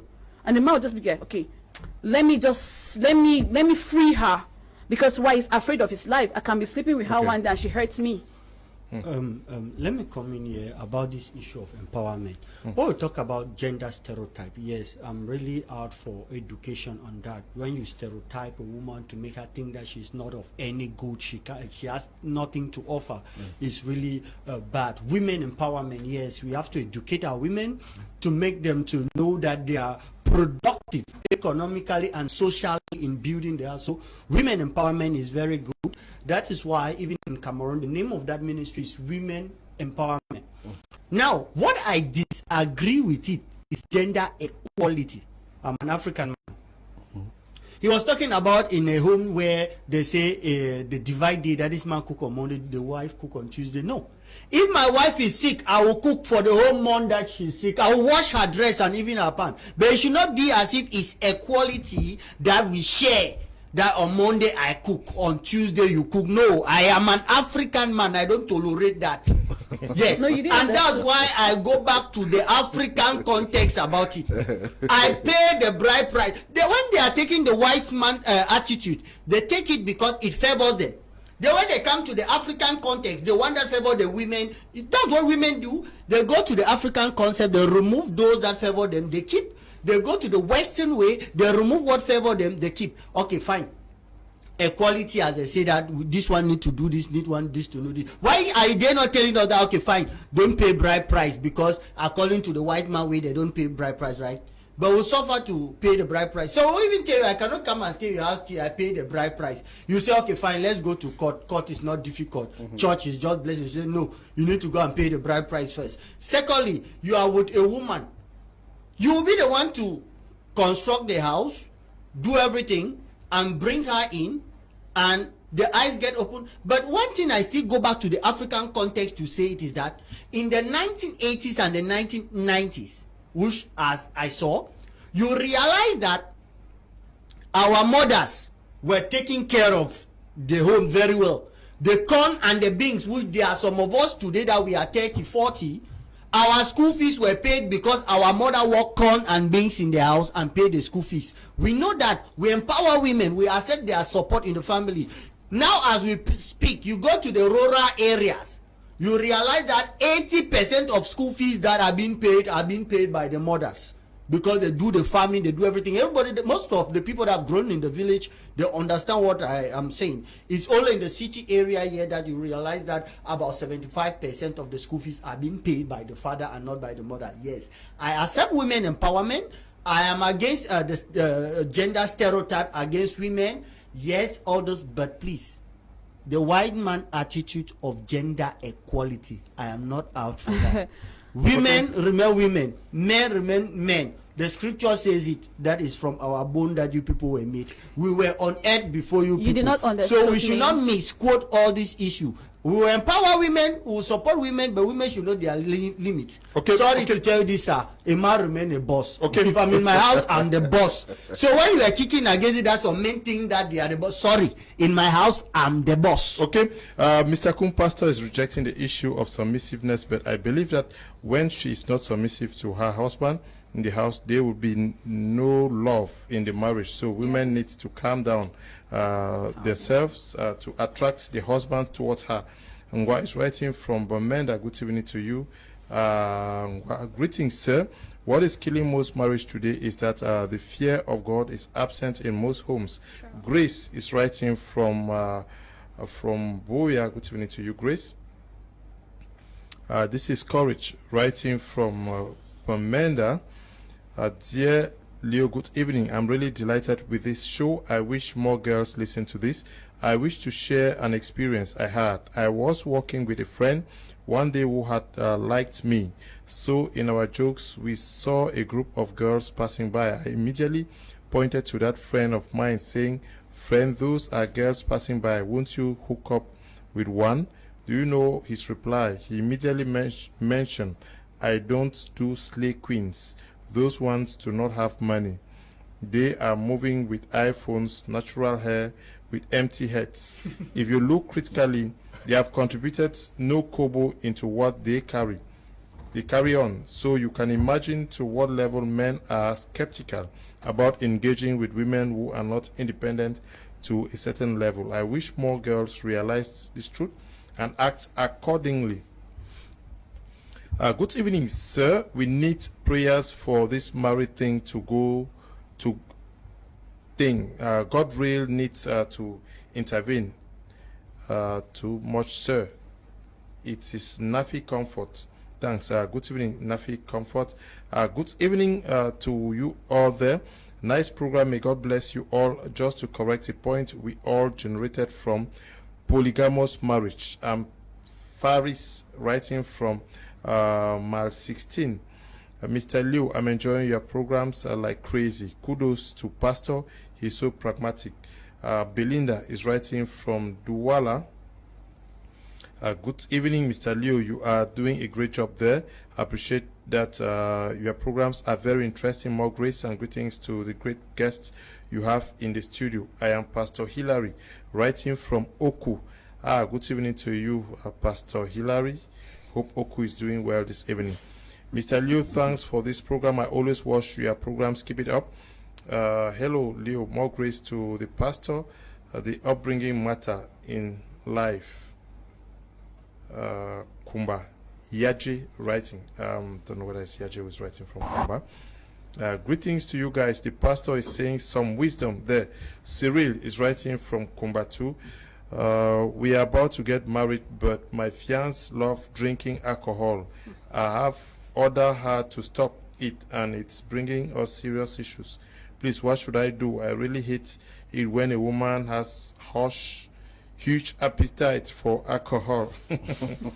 Gerard is writing from Long Street in Boya. Hi, good evening. I'm Esther from Limbe. This is an interesting program. But what about some men who cheat on their wives and when being confronted, they leave the house? What is to be done about this as a woman with 3 children? Pastor, okay? Mr. Leo, good evening. Thanks to all the panelists. The basis for marriage and happy family is love. This love is expressed through respect, which is emphasized in Africa, and on communication, which is a general rule. Women must be creative and men must be understanding. Thanks. Liu King is writing from Kumbu. We are out of time. Next week we are going to do another of this same topic next week. But and then we'll do detailing on this DNA stuff. I just want to ask us one question on it. DNA test, should it be compulsory? Many more men are discovering that the children they have been living with are not their kids. They are the kids of neighbors around, and they have grown these children only to be dumbfounded that they are not the fathers of this. Many women are not faithful. Yes. Actually, I support the issue of the DNA test because it is better you know that this is my biological child, and then or this is not my biological child, and you choose to take care of the child, than to just be walking in a dream world, because a man places value on a child, especially the male child, and then only for you to get up tomorrow and discover that the child was not your child. It's a very big problem. So what I say is parents should carry out this DNA test, especially during birth. Don't wait until children come home before you start doing that. Now, when I say during birth, is because besides the woman being unfaithful or being faithful, nurses can be careless in the hospital and they swap babies. Yes. There's this swapping of babies. And sometimes somebody may have maybe an affair with the nurse, and they decide to swap a baby. Say, I'm looking desperately for a boy child, and they say, okay, I'm going to switch it up and take your girl child and give this place, and take your boy child this way. Now, yes. So sorry. Yes. So in that case that they swap the baby, who is to be blamed? They found out that it's not the. No, in that case, that's what I'm trying to tell you, that the woman can prove to the man that she is a faithful woman. Okay. That's why this love must exist in marriage, Okay. where people should believe the other one. Oh, baby, this thing you see like this, I am not involved in it. And these DNA tests should go through some other process. Like there was a case where a man carried out a grandfather, I think it's a man, he carried out a DNA test secretly of a particular child, and discovered that the child is not his child. And then went further again to carry out the DNA test, I think it's the grandfather, and discovered that even him, the guy, is not the father's child, that there was an error somewhere. Okay. And either there was an unfaithfulness or there was a swapping. There's a case in Nigeria where a man discovered that one of the child was not his child through his DNA, and then he went for 2 others and discovered that 3 of the children were not his. Yes. Yes. What do you think? Well, to me, that's the second case I'm experiencing. Is this not going to curb this infidelity where you go out there? I've had a case of someone who had 3 kids. He went to the American embassy. He won the DV and realized the first and the second were not his children. So he almost ran mad. So I think it's a very common thing nowadays that most women even get pregnant. They don't know. Women who are unfaithful. Yes. So they even get pregnant. They don't know who they are pregnant for, some, like what happened in Australia. Maybe that woman maybe she came with that pregnancy, she did not even know. And at one point in time, thinking that the guy maybe was a little bit maybe smart, must have discovered that she is pregnant. I think with that maybe she came and they had sex, and a period of time maybe it was just a few months old. He will take care of the twins, and he'll be very happy. Which, I mean, it would be more heartbreaking in the future to discover that your wife came and then you'll be maybe taking care of kids over 11 years or 10 years are not your kids. So I think DNA test is very important. Like Pastor rightly said, immediately after birth, they should carry out the DNA test. Yeah, it should be something that is even compulsory, like part of the. It should be compulsory. It should be compulsory, like part of the checkup for the babies. You should put it in a slot. Like, okay, if they give birth to a child today, maybe after 1 week they are checking up. They have to do the DNA test. So everything should be fine before they do the birth certificate. Yes. I think it should be very compulsory in hospitals. Okay, yeah.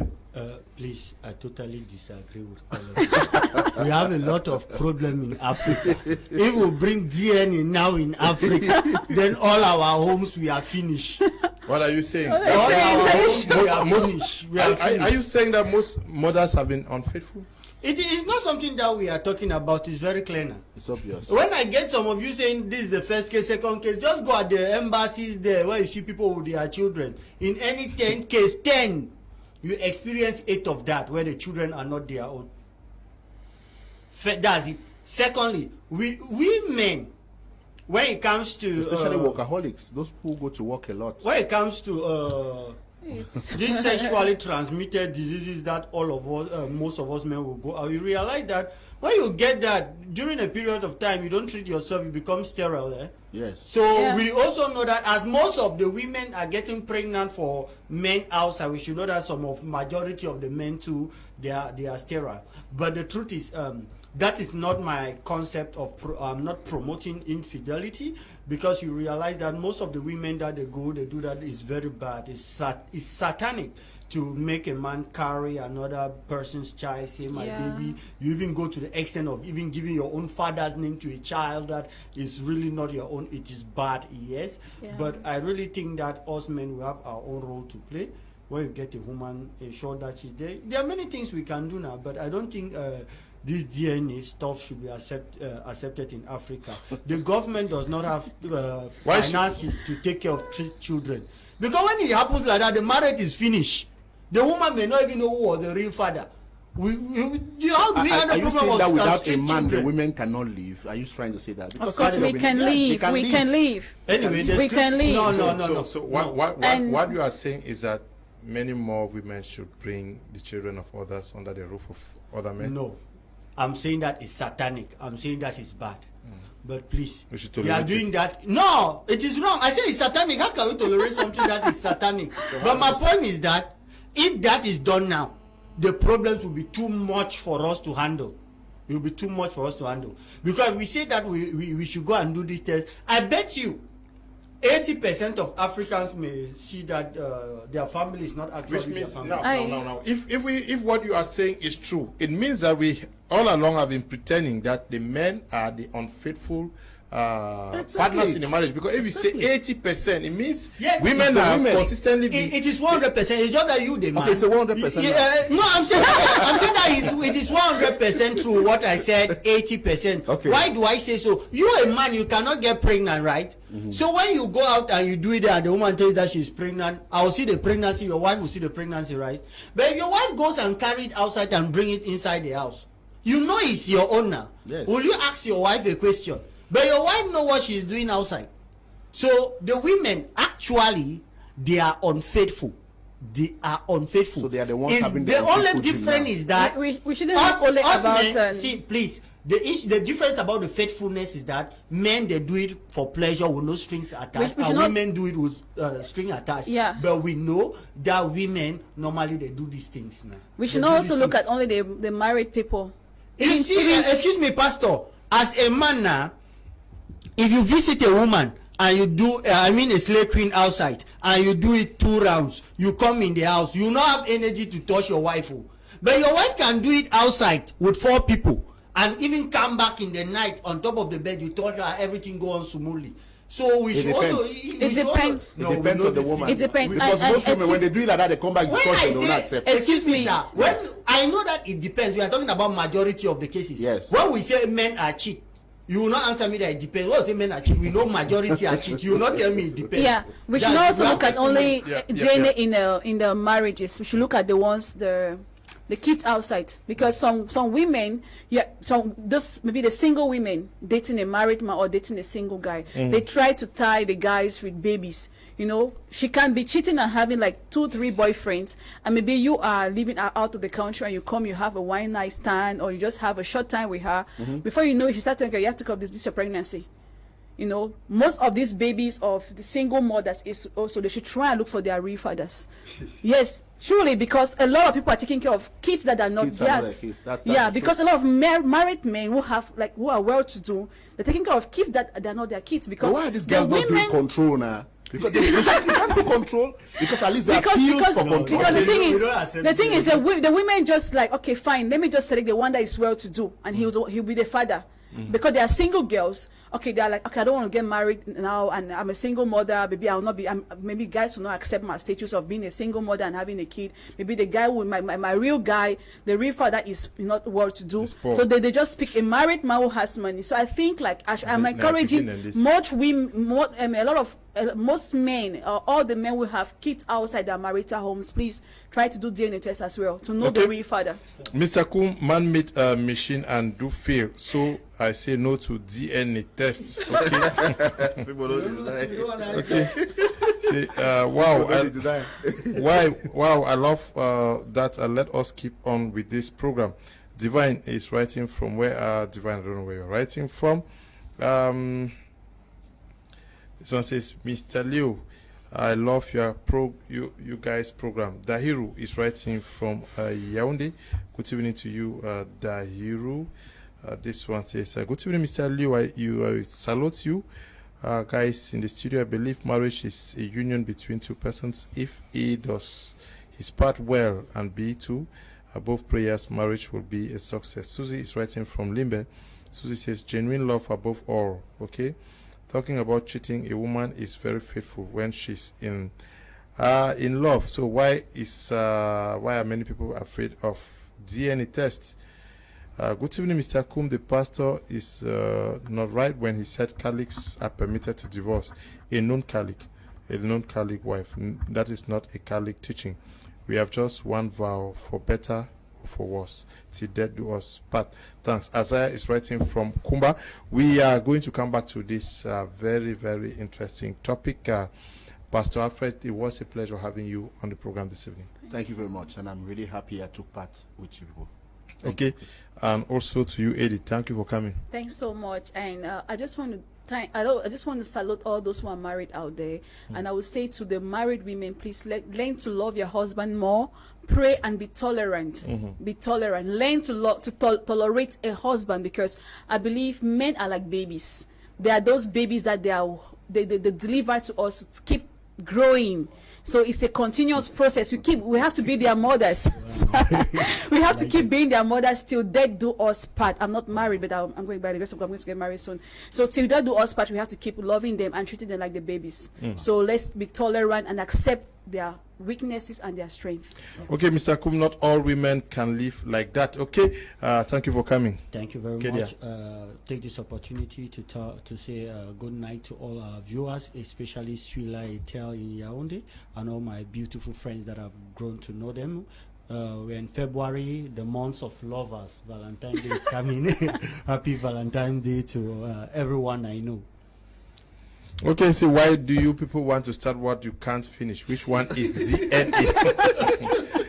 Okay, many persons are afraid of the DNA. Good evening, Mr. Liu. I love your program. We have to end here. Unfortunately, we cannot continue. We want to thank you, Eli and Desmond, producing the program, and to you, Noel and Bertrand at the broadcasting, and to you, Tabi, Tambe, Bryant. We know that Morocco is leading Cameroon as we speak in Limbe. We hope that the Lions regain the true fighting spirit and overcome whatever handicap they find themselves in. Stay blessed. Bye-bye.